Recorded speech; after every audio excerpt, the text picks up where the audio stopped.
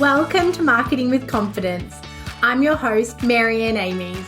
We're going to be talking all things digital and online marketing for business owners and marketing professionals. If you've been feeling overwhelmed by your digital marketing, be sure to listen along and you'll hear tips, interviews and more that will give you the confidence to create marketing you love.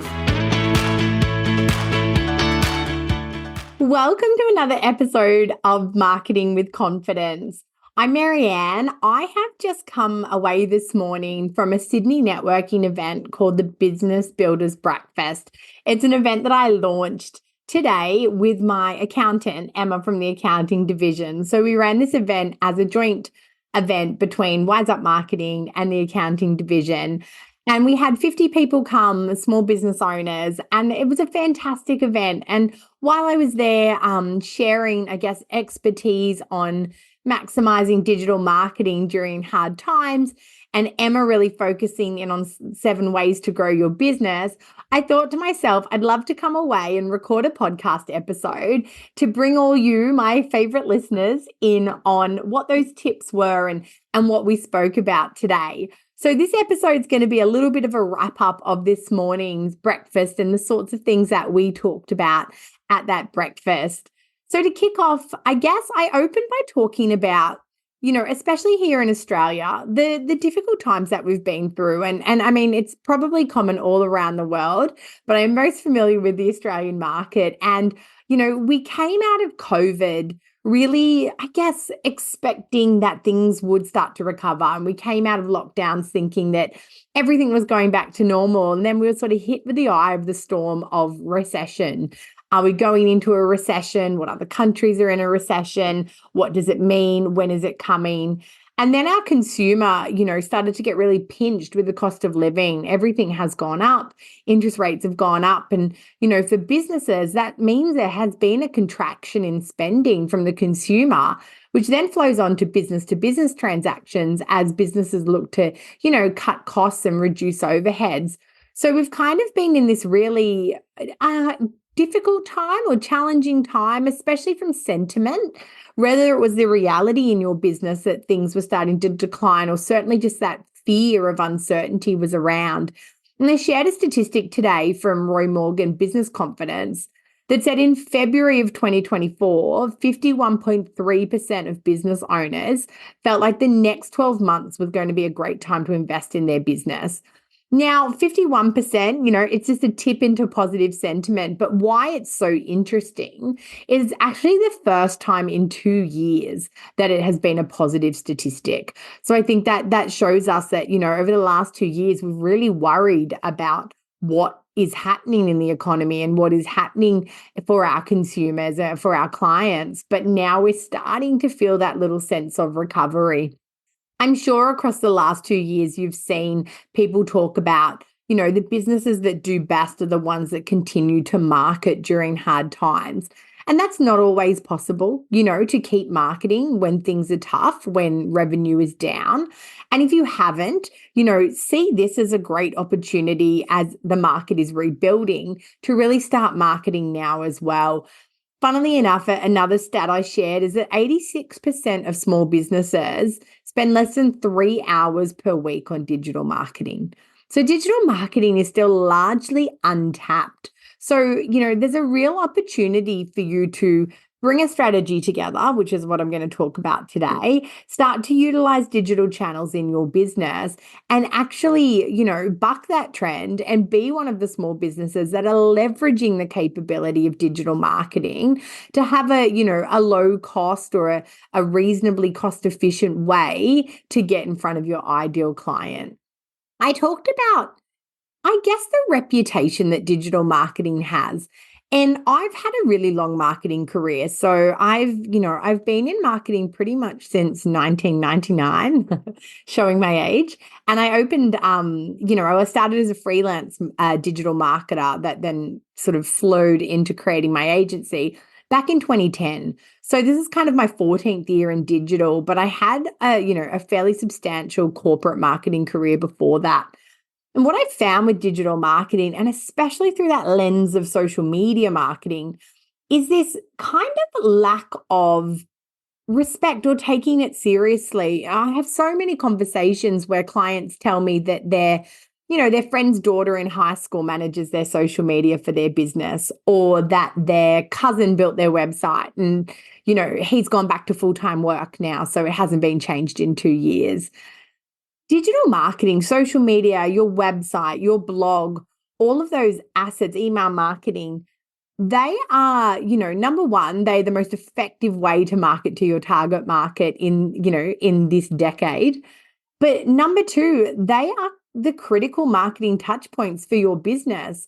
We had such respect, or I can't even think of the word, not fear, but we took, traditional marketing so seriously. Newspapers, TV, radio, magazine. I worked in those mediums for so long, and I can tell you a newspaper ad did not go out without being seen by, the most senior people of the organization. Even when I was at the head of marketing, I still had to go and get it signed off from the GM. And now we have social media, and we're letting sometimes teenagers or the most junior person in our organization have free reign of what that is. But at the end of the day, it's all marketing. And I really want to, I guess, expand your mindset that it's not about digital marketing. It's really about marketing. And digital is merely an execution or a platform that we can choose to use in our marketing mix.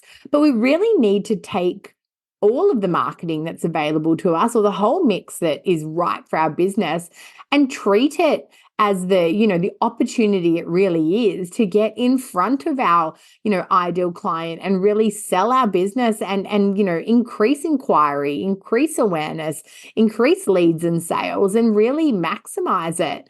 So I talked about strategy, and I see that, the foundations of strategy across all types of marketing. And, the digital side is really your tactics. You don't necessarily need a digital marketing strategy. You need a marketing strategy. And within that, you can identify what you're going to do digitally. And then if relevant, what you're going to do that's not digitally. So when you come to setting your strategy, classic, define your goals. So look at what your marketing needs to achieve. And that's born from also looking at the problems or the challenges for your organization. Is it that you've launched a product and it's not getting traction? So then what's your marketing goal around that? Or is it that you simply have low awareness because you haven't marketed for a while? So what's your marketing goal around that? Once you've set your goals, it's really important to spend time in your target market as well. I spoke a lot this morning about target market. I see it as the beautiful intersection of your expertise and a group's needs that you can meet, and their needs and their wants. So when you are very, very clear of who you can serve, who you can bring the most value to, you're then ready to look at what tactics you need. Until you understand who you're marketing to, you can't decide if TikTok's right for you or if LinkedIn is where you should be spending your time. So I talked about, marketing channel selection and not leaving that up to public opinion. Just because someone at a barbecue tells you that, Facebook is dead, doesn't mean it's dead for your target market. And when you understand your target market and where they're showing up, then you can understand what channel mix you might need. And again, those channels might involve email, or they might involve SEO or web or print or direct mail, brochures, flyers, so many different things. But that mix really comes from looking at your goals, looking at your target market and where they are, and then looking at the tactics available and what you're going to do. And then finally, when it came to strategy, I talked about creating success indicators. So having clear, measurable goals or indicators in place so that as you test and learn and optimize your marketing, you're going to know how you're performing and be able to track that. I talked about retention marketing. I actually talked about this a lot, and it mirrored a lot of Emma's presentation about growing your business. And she actually did an amazing financial breakdown of how you can, double your profit by working on retention, even when other metrics may be down. So if you can hold on to your client for longer and you can find ways to increase their transactions with you, or increase their average cart value with you, how that can actually grow your business, even if conversion of new clients are down. And I spoke about different strategies with retention marketing, and I have a podcast on this from a few months ago. So I really encourage you to go and listen to it. But what I basically talked about was what I'd outlined in that podcast episode. So I think it was about 7 or 8 tips for retaining your current customers, for getting more out of your current customers, how to increase your referrals, how to increase repeat purchase, and those sorts of things. Because your current customer already knows you. You don't need to sell to them again. They already trust you. And the amount of money we spend trying to get a new customer to be aware of us, to consider us, to trial us is so much more expensive than the amount we need to invest in actually showing our current clients love and nurturing them and getting them feel motivated to, do more work with us or stay with us for longer. So go and check out that episode if you haven't listened to it before. I then switched up and started talking about acquisition marketing. So talking about bringing those new clients in. So obviously, doing all that work with our current clients is critical to aid retention. But at the end of the day, an analogy I shared was about the leaky bucket. No matter how well your business is going, there's always going to be some clients leaking out the bottom. So what we need to do is have strategies in place to continually be topping our bucket up. So acquisition marketing is how we keep our bucket topped up, even though, we might be losing a client here and there. So I talked about social media, and I talked about how much Australians love social media. So 79% of Australians are active on social media, but only 50% of small business owners are effectively leveraging it. So social media is still a huge area of opportunity for you to strategically market to your ideal client. And that means taking control of your social media, working with somebody on a strategy that's really solid if you are going to try to outsource it to someone quite junior. Or if you've got the budget, outsourcing it to a professional team that can actually strategically develop, maintain, and optimize your organic social media. I shared my simple secrets to success on social media. And if you've listened to lots of my podcast episodes, I'm sure you've heard these tips before. I talked about being personal, that as small business owners, we are the USP, the unique selling proposition of our businesses. We need to step in front of that camera, as painful as it is, as intimidating as it can be. The more personal you can get with your audience, the more they see your face, the more convinced they're going to be to transact with you. And if it's really just not possible for your business type, how can video testimonials or content creators, help to fill that gap? I talked about being consistent and how consistency always pays off over time. Having a critical mass of quality content that goes out that makes sure that your audience can continue to engage with you so they continue to see you. When your audience doesn't see your content, and that happens over a period of time, you fall deeper and deeper down in the priority of content they see until they eventually don't see you at all. And the most opportunity is when they first follow you as well. So depending on what actions they take with you once they first follow you will determine how long you sort of stay in their feed for. So if you're posting once a week or once a month, you're not really giving yourself a chance to be engaged with and to stay top of feed. I also talked about building connections because social media is meant to be social, right? So getting on your socials and replying to comments, replying to DMs, but then actually having genuine engagement with other people's accounts, cheering other people on, commenting on other things, having real discussions on LinkedIn on other people's content that they're posting that, lets you showcase your expertise, but also supports them in what they're building as well. And that social element of social media will help you to get more amplification of your content. I went through paid ads really quickly, and I talked about how, sometimes business owners begrudge ads and feel like, all the platforms are out to, get our money. And I think what you need to remember is there has never been such a cost-effective opportunity for advertising to a specific target market than what ads has, digital ads, I should say, have brought to us. You think about radio, TV, all those other ad formats we used to use, they were insanely expensive and not accessible to small business. And we also had no idea who was engaging with them. And rarely could we really determine what they do. So, we used to look at uplift surveys, or, if we had a newspaper ad go out, did we then get more sales? And we would draw these long bows as to what worked and what didn't. Whereas now, we can look at data, and to some degree, obviously, as privacy laws have changed and the data that we collect is different, we can't see it all. But to some degree, we can get a feel for what is selling, what is converting, who it's converting with, and what that looks like.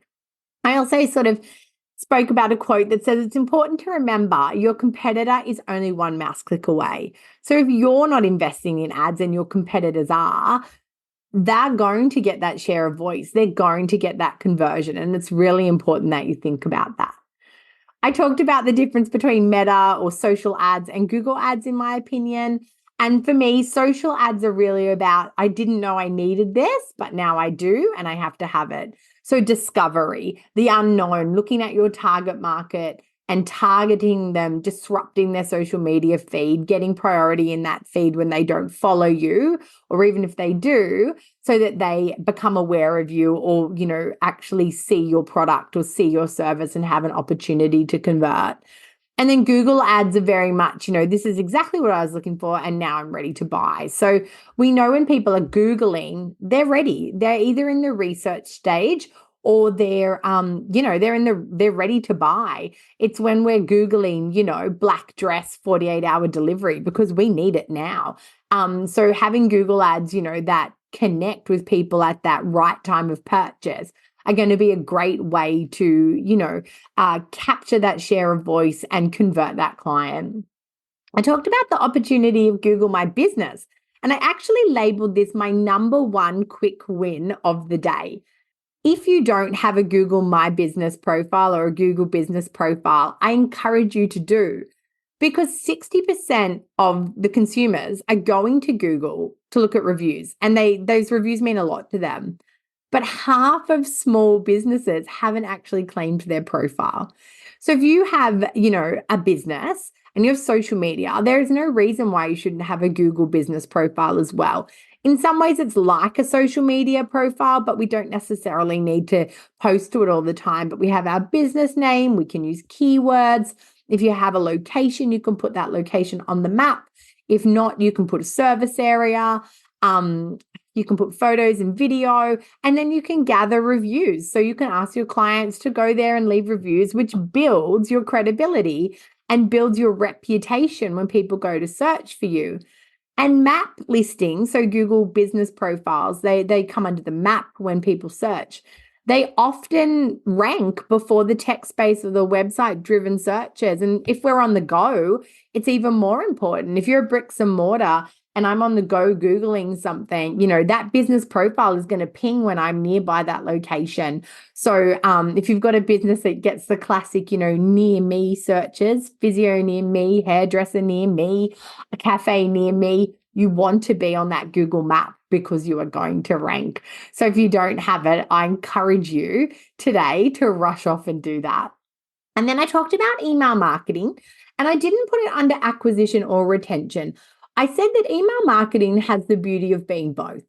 Email marketing is a great way to engage and retain our current clients, but it's also a fantastic way to nurture our potential clients on a pathway to conversion. I had this great quote from David Newman that is, email has an ability many channels don't, creating valuable personal touches at scale. And I think the difference with email, or why emails come back into favor, is that algorithms on social media mean that people don't necessarily see our content. But when we see it send an email, we can guarantee for a moment in time, we will be seen by that ideal client. We'll be seen by that person that's allowed us to email them. So yes, it may go to the junk folder, but our email will land somewhere in that inbox and they will engage with us if they're ready, or if not, it's another touch point, another reminder that we're there. I think, your email database that you build is an asset of your company. Nobody can take that. If Instagram closes down, you lose all those connections and you don't know who those people are. And, the same for LinkedIn. Your email database is the permission somebody else has given you to continue a relationship with them. And that is so powerful. And you can control what it looks like. You can control when, it goes out. You can control the format, all these sorts of things that, again, within social media, we're at the mercy of the platforms and what they decide. I went through my 4 most loved email formats. So first being monthly or seasonal update. I don't think there's a business that I don't recommend this for. An update from your company, updates from your brand, talking about what's going on in your industry, seasonal changes, especially B2C, what your consumer might be looking for in a certain season. It's just creating an email that is so valuable to your ideal client that they look forward to it. I get some emails, especially from 2 of my amazing design friends. So Kylie Hannaford from Three Blocks Left and Beck Hughes from Beck Hughes, both designers, put out the most amazing email, and I look forward to it. I look forward to receiving it and reading what they've pulled together. And that's what a great regular email does. And it keeps you top of mind as well.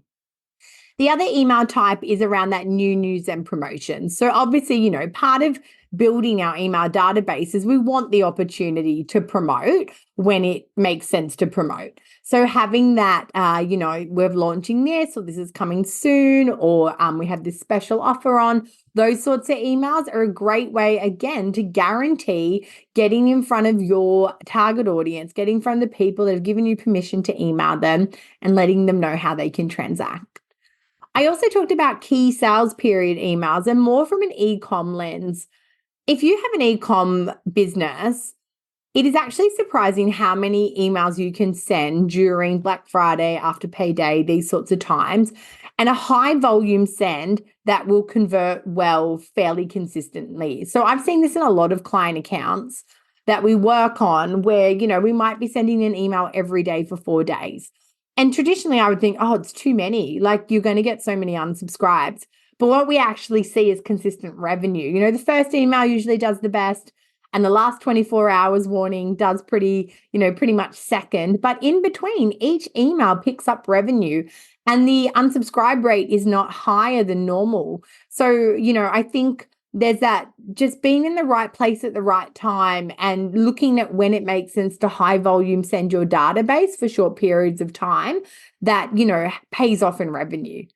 And the last type of email I talked about is where I see the trend going of email in the future, and that's hyper personalization and segmentation. So as AI supports us, I think we're going to be able to segment our database very, very at a very granular level and really hyper personalize emails. Imagine emails that say, hey, here's what's trending now in size 8 sandals when I'm a size 8.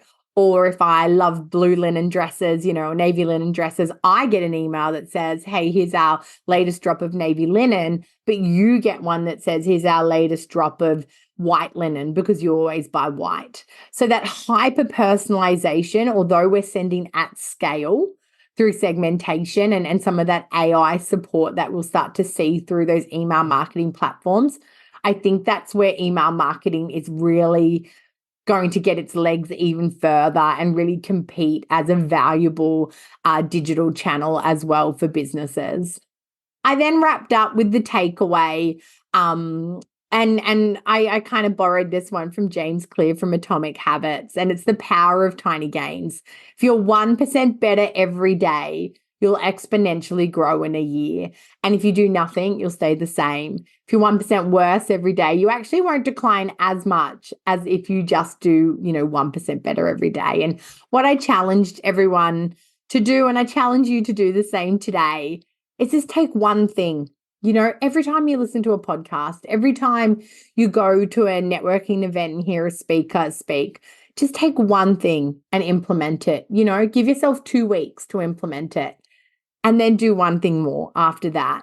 And so on. If you can listen to something and get 3 takeaways and it takes you 6 months to put them in place, you're still going to be growing and getting better. So really, I love that. I love the thought that there's something today that you can take away and implement immediately. Obviously, I ran through what was a much bigger presentation this morning, but I thought you might enjoy it as well. If you have questions, if there's something I've touched on that you'd love more details of, please let me know. And I'd love to hear your feedback. And if you're in Sydney, I'd love to have you at one of our networking breakfasts. You can learn more about those at businessbuildersbreakfast.com.au, or otherwise just DM me anytime for the next date. Thanks so much for listening. I look forward to talking to you again soon. Hey, thanks for listening to another episode. If you don't want to miss one, make sure you subscribe to the show in your podcast app. And if you love it, be sure to share it with friends and colleagues who you think could benefit from increasing their digital marketing confidence. Want more? Head to marianneamies.com to find out how you can work with me directly, to reach out to have me speak at your event, or to grab yourself some free resources.